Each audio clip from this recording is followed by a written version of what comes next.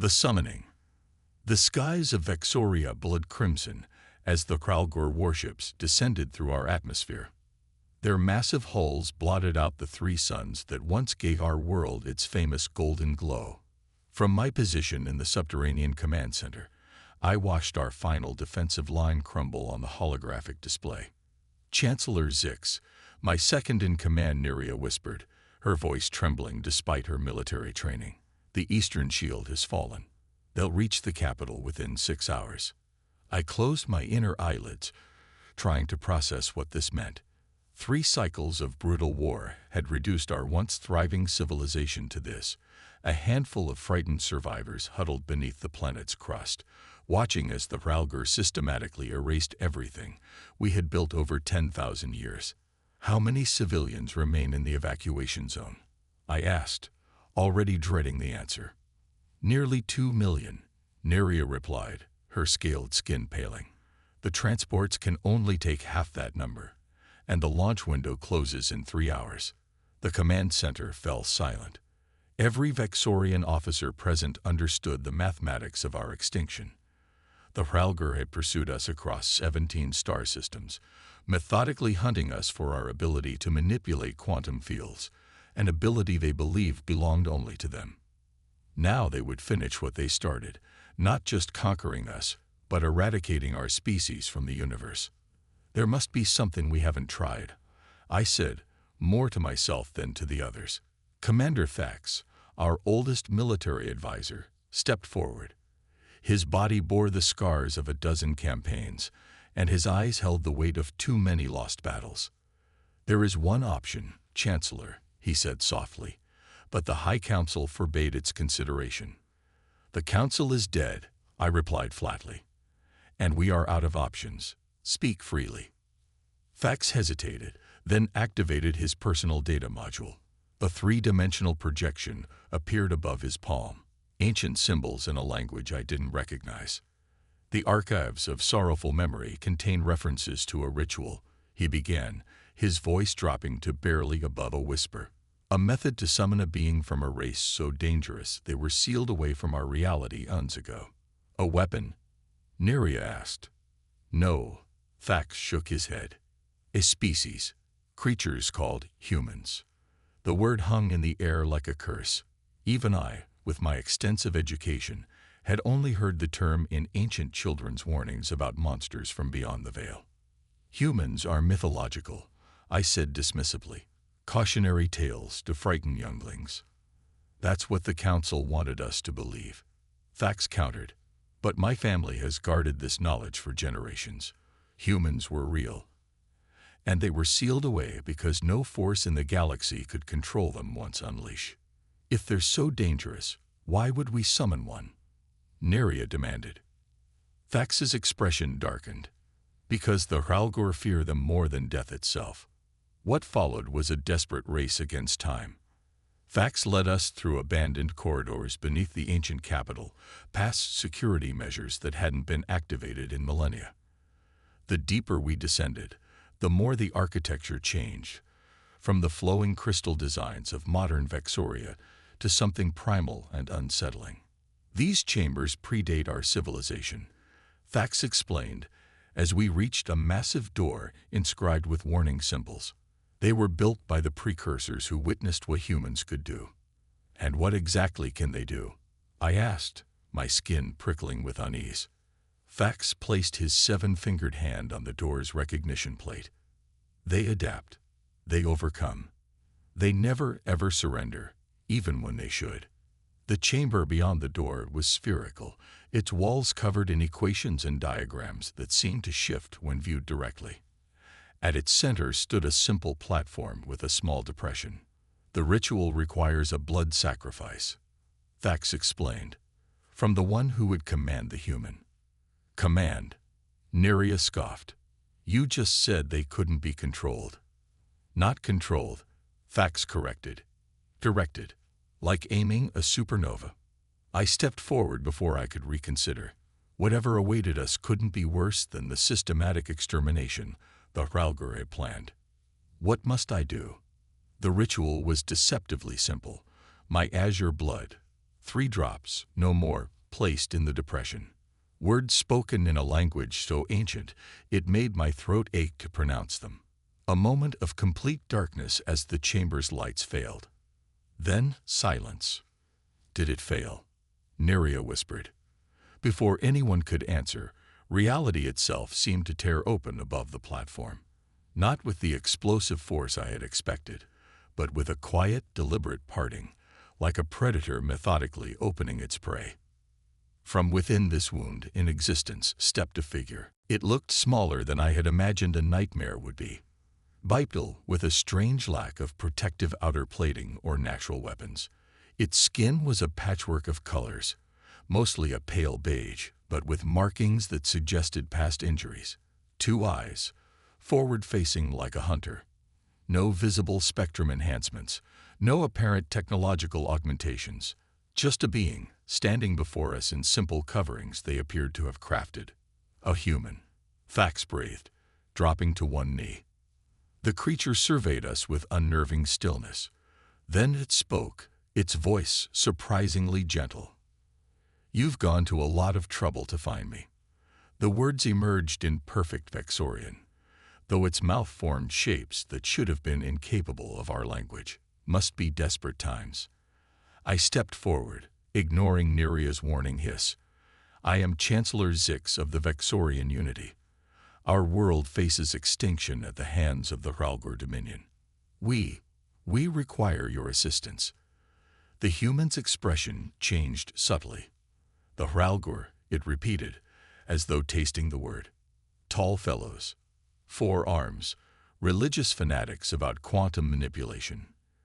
You know of them." I couldn't mask my surprise. A small curve appeared on the human's mouth. "Let's just say we've met before. They called it the Purge of Sanctity. We called it Tuesday." Before I could process this statement, alarms blared throughout the facility. Neria rushed to a communication panel, her movements frantic. "They've breached the inner city. Ground forces are deploying throughout the evacuation zones." The human stepped down from the platform with disturbing grace for such an awkwardly balanced species. "How many of your people remain on the planet?" "Approximately 10 million, I answered. "But only a fraction can escape before." "Nobody's escaping," the human interrupted. "Not necessary. Take me to your command center." With respect, Neria interjected, "What can one being do against a Hralgor invasion fleet?" The human looked at her, and something ancient and terrible flickered behind its eyes.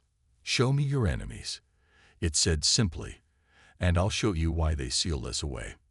The return to the command center was tense.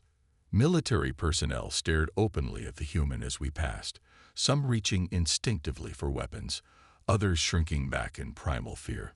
The human seemed oblivious to this reaction, instead studying everything with intense curiosity. "Your technology is interesting," it remarked. "Elegant, but limited by your reliance on quantum stability." "Our quantum manipulation is what made us targets," I explained. "The Hralgor believe such abilities are their divine right alone." "Religious wars," the human sighed. "Some things never change, across a million worlds." In the command center, the situation had deteriorated further. Hralgor dropships were landing in civilian sectors. Their ground forces, massive 4-armed soldiers in ceremonial armor, were methodically moving through residential districts. The casualty numbers scrolled across the bottom of the display in an ever-increasing tally. The human studied the tactical display without emotion, then pointed to the largest Hralgor vessel, their command ship. "Open a communication channel to that one." Neria looked to me for confirmation. I nodded, though uncertainty gnawed at me. "What are you planning?" I asked the human. "Psychological warfare," came the casual reply. "Before physical warfare." When the channel opened, the imperious face of Arkshan Kalvex, Supreme Commander of the Hralgor forces, filled our main screen. His 4 eyes narrowed at the sight of me. "Chancellor Zix," he intoned, his voice resonating with artificial depth.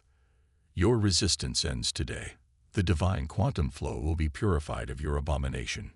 "Arkshan," I began. I wish to discuss terms. The human stepped into view of the communication array. The effect was immediate and astonishing. The mighty Archon physically recoiled, all four arms raising in what appeared to be a warding gesture. "Impossible," he whispered, religious certainty crumbling before our eyes. "Hello, Calvex," the human said pleasantly. "It's been a while. Last time I saw your people, they were promising never to pursue quantum manipulation beyond their home system. Seems like someone forgot. Abomination. Sealed one." The Archon was nearly incoherent with what I realized was naked fear. "How have you returned?" "I was invited," the human replied, gesturing toward me. "And I've accepted their invitation. Now you have a choice to make. Leave this system immediately, or I'll remind your people why they carved warnings about us into their holy texts." The communication ended abruptly. For a moment, the command center was silent. "What just happened?" I finally asked. The human turned to me, that small curve back on its mouth. "I believe they call it terror. On our tactical displays, something unprecedented was occurring. The Hralgr ground forces were retreating, not in an organized withdrawal, but in chaotic panic. Drop ships were launching without full complements. Their formation was disintegrating. They're running." Neria couldn't hide her disbelief. "For now," the human said, "but fear only buys us time. The Hralgr are religious zealots. Eventually, their faith will overcome their fear, and they'll convince themselves it's their divine duty to eliminate me along with you." "Then what have we gained?" I asked. The human's expression turned serious. "Time for me to teach you how to fight like humans." A shudder ran through my body. "And how do humans fight?" Those eyes, so alien yet disturbingly familiar, met mine. "We fight dirty. We fight smart. And we never, ever fight fair." For the first time since the Hralgr War began, I felt something other than despair. It wasn't quite hope. It was something more primal, more dangerous. "We have 6 hours before their command structure reorganizes," the human continued. "Get me everything you know about their ships, their tactics, their beliefs, every weakness, every superstition." "And then?" Thax asked. The human's expression changed to something I would later learn was called a smile. Though at that moment, it looked like nothing so much as a predator baring its teeth. "And then we teach them why humanity was sealed away from the stars." The reckoning. 6 hours of frantic preparation passed like mere moments. I watched in stunned silence as the human, who had introduced itself as Alex, absorbed everything we could provide about the Hralgr. Military reports, cultural analyses, religious texts, technical specifications, information that would take our scholars months to process seemed to flow through the human's mind with frightening efficiency. "Your people aren't warriors," Alex observed as we stood in the makeshift war room we'd established. "You're scientists, artists, philosophers. You developed quantum manipulation for creation, not destruction." "Is that a criticism?" I asked, unable to hide my defensiveness. "It's why they're winning," Alex replied without judgment. "The Hralgr understand the psychology of war. You don't. Not yet." Around us, Vexorian military personnel worked with renewed purpose. The initial terror of the human's presence had given way to cautious hope as the Hralgr forces remained in disarray above our world. "The retreat won't last," Neria reported, studying the orbital scans. "Their ships are regrouping at the system's edge. I estimate less than 2 hours before they return." Alex nodded. "They're strengthening their resolve, convincing themselves their gods demand sacrifice. When they come back, they'll be attempting to purge their own fear through violence." "We can't match their firepower," Commander Thax pointed out. "Even with the evacuation window closed, we've shifted all resources to defense. Our shields won't withstand another concentrated assault." "We don't need to match their firepower," Alex said, studying the 3-dimensional map of our capital city and the surrounding terrain. "What are these underground networks beneath the southern continent?" "Ancient aqueducts," I explained. from before our people mastered atmospheric moisture control. They're largely ceremonial now. And these crystal formations in the northern mountains. Quantum amplification nodes, Neria answered. Natural formations that resonate with our abilities. They're considered sacred sites. A strange expression crossed the human's face, a narrowing of eyes, a slight tilt of the head. I would later come to recognize this as the look of a human forming a plan. Chancellor, Alex said, I need unrestricted access to your remaining industrial capacity, all available quantum-sensitive personnel, and control of your defense grid. The request was so audacious that several officers visibly recoiled. Even Neria, who had grown somewhat accustomed to the human's presence, bristled. That would place the fate of our entire civilization in your hands, she objected. It already is, Alex replied simply. The question is whether you want that fate to be survival or a dignified extinction. The silence that followed was profound. I looked around at the faces of my advisors, my military leaders, the last defenders of a civilization on the brink.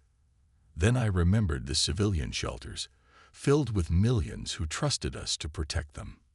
You have what you need, I said finally. Tell us your plan. What followed was organized chaos unlike anything I had witnessed in my long political career. Alex divided our remaining forces into specialized teams, each with objectives that seemed disconnected from conventional military strategy. Some were sent to the sacred crystal formations with strange devices, hastily constructed from repurposed quantum research equipment. Others were dispatched to the ancient aqueducts with modified communication arrays. Your quantum manipulation abilities are more powerful than you realize, Alex explained as we watched teams deploy across the planet. You've been using them for precision work, scientific inquiry, artistic expression, healing. You never consider their application as weapons because it contradicts your cultural values. The Hralgor have no such limitations, Fax observed grimly. No, Alex agreed, but their advantage isn't superior ability. It's their willingness to use those abilities destructively. We're going to change the paradigm entirely. I wanted to ask for clarification, but alarms blared throughout the command center. On the main display, the Hralgor fleet appeared from hyperspace, more massive and formidable than before. They had called reinforcements. They've committed their entire regional force, Neria reported, her voice tight. 37 capital ships, over 200 support vessels. Alex studied the deployment pattern with calm interest. They're arranged in a ceremonial formation, the spear of divine judgment, if I'm reading their cultural signals correctly. Their entire approach is ritualistic. Before anyone could respond, the human activated the communication system. Patch me through to all Hralgor vessels, Alex ordered. That's not possible, one of our technicians objected. They'll have closed all external communication channels to prevent. They're listening, Alex interrupted with absolute certainty. Their religion requires them to hear blasphemy before punishing it. It's their way of proving righteousness. Unsettled but compliant, the technician established the connection. Alex stepped forward, and when the human spoke, its voice carried a different quality, deeper, more resonant, filled with a strange power that made my inner scales vibrate uncomfortably. Attention, vessels of the Hralgor Dominion. You have violated the compact of sealing. The barrier was breached not by humanity, but by your actions. The judgment you seek to deliver will now be returned upon you threefold. On our tactical displays, the Hralgor fleet hesitated. A momentary disruption in their ceremonial approach. It was slight, but visible. What are you doing? I whispered. Exploiting their religious psychology, Alex replied softly before returning to the open channel. The quantum force you claim as your divine right was never yours. It belonged to those you fear, to humanity. Your gods were our students, and they sealed us away not out of righteousness, but out of terror at what we taught them. This time, the disruption in the Hralgor formation was pronounced. Several smaller vessels broke pattern entirely. That's not historically accurate, Fax said cautiously. History is written by the survivors. Alex replied with that unsettling smile. Right now, we're rewriting it. The Hralgor responded with a barrage of energy weapons that lit up Vexoria's atmosphere. Our remaining shields flared brilliant blue under the assault, already beginning to buckle. Shields at 40% capacity, Neria reported. They're concentrating fire on the capital region. Perfect, Alex said, activating a personal communication device. All teams, execute Phase 1. Across our monitoring systems, readings began to spike as our operators at the crystal formations activated their devices simultaneously. The natural quantum resonance of the formations amplified their effect exponentially, creating a cascading wave of energy that surged through Vexoria's crust. What's happening? I demanded as the command center's instruments began to malfunction. We're using your planet's natural quantum field to create a massive resonance disruption, Alex explained. The Hralgor ships use quantum-stabilized propulsion systems. Their weapons, their shields, their communication, all rely on stable quantum states. On our few remaining functional displays, the effect became visible. The smaller Hralgor vessels began to drift, their precision formation dissolving. Some spun wildly. Others collided with neighboring ships as their navigational systems failed. Phase 2. Alex commanded through the communication device. The teams in the ancient aqueducts activated their modified communication arrays, sending targeted quantum pulses through the planet's subsurface water systems. These pulses, carrying specific frequencies Alex had calculated, rose through the atmosphere and struck the disoriented Hralgor fleet. Those frequencies, Neria gasped, watching the data stream across her terminal. They're matching the resonant frequencies of the Hralgor ceremonial armor. Not just their armor, Alex corrected. Their neural implants. The ones they use to commune with their gods. The effect was immediate and devastating. The Hralgor communication channels, which we had been monitoring, erupted with panicked religious proclamations. Their disciplined military channels dissolved into chaotic cries about divine punishment and abandoned faith. They believe their gods are speaking to them. Fax realized. Speaking against them. In a manner of speaking, Alex agreed. We're stimulating the exact portions of their brains that process religious experiences. Right now, every Hralgor soldier is experiencing what they would interpret as divine revelation.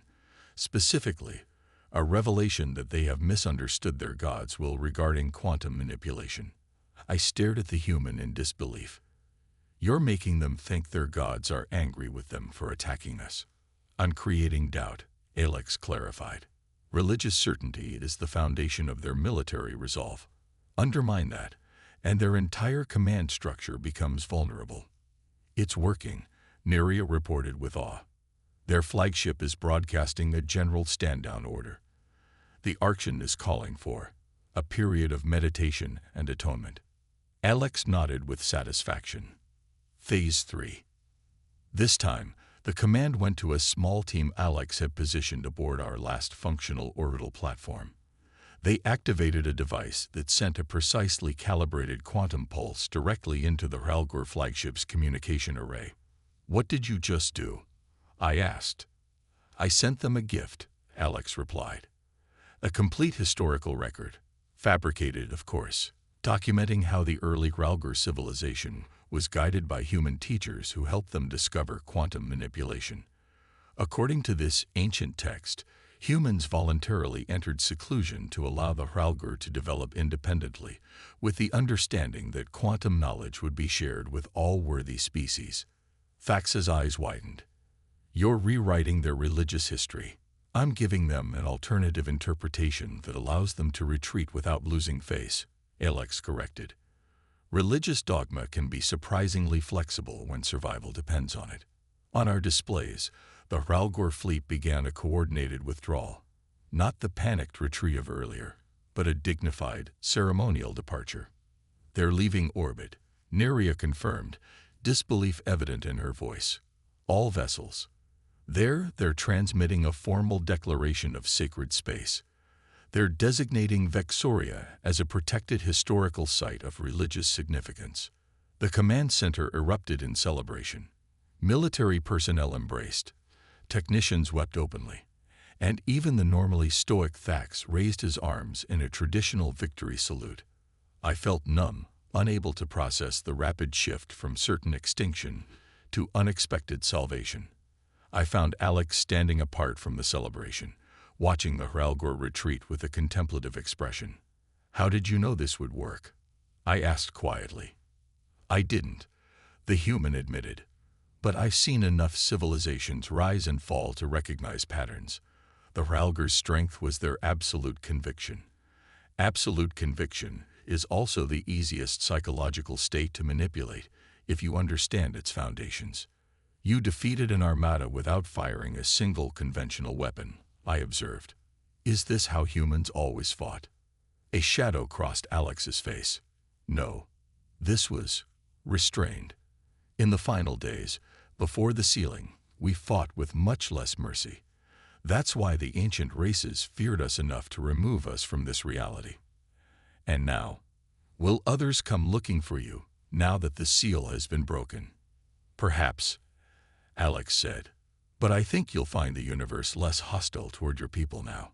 The Hralgor will spread word of your new protected status. Their religious reinterpretation will become doctrine within a generation. And you," I couldn't help asking, "what happens to you now?" The human looked at me with those strangely expressive eyes. "That depends on you, Chancellor. The ritual that brought me here created a bond. I can return to the ceiling, or I can remain. As an advisor, a teacher. Either way, your civilization stands at a crossroads." Understanding dawned slowly. "You're offering to teach us." "To guide you," Alex corrected. "Humanity's path led to power, but also to isolation. Your people have the opportunity to choose a different direction, to combine your natural creativity with the strategic thinking you've begun to develop." Around us, the celebration continued as news of the Hralgor departure spread throughout our remaining cities. Reports were already coming in of civilians emerging from shelters, of relief efforts mobilizing, of a planet beginning the long process of healing. "I think," I said carefully, "that Vexoria would benefit greatly from your guidance. Not to become like humans, but to learn from your experiences." Alex nodded, and for the first time, I saw something that looked genuinely like hope in those alien eyes. "Chancellor Zix," the human said formally, "I believe this is the beginning of a most interesting partnership." As we looked out over the command center, at the mixture of joy and exhaustion on the faces of my people, I realized that we had gained something more valuable than mere survival. We had gained a new perspective, an understanding that the universe was both more terrifying and more wondrous than we had imagined. And perhaps most importantly, we had found an ally in the species that the galaxy had once feared enough to seal away from reality itself. The Vexorian people would survive. We would rebuild.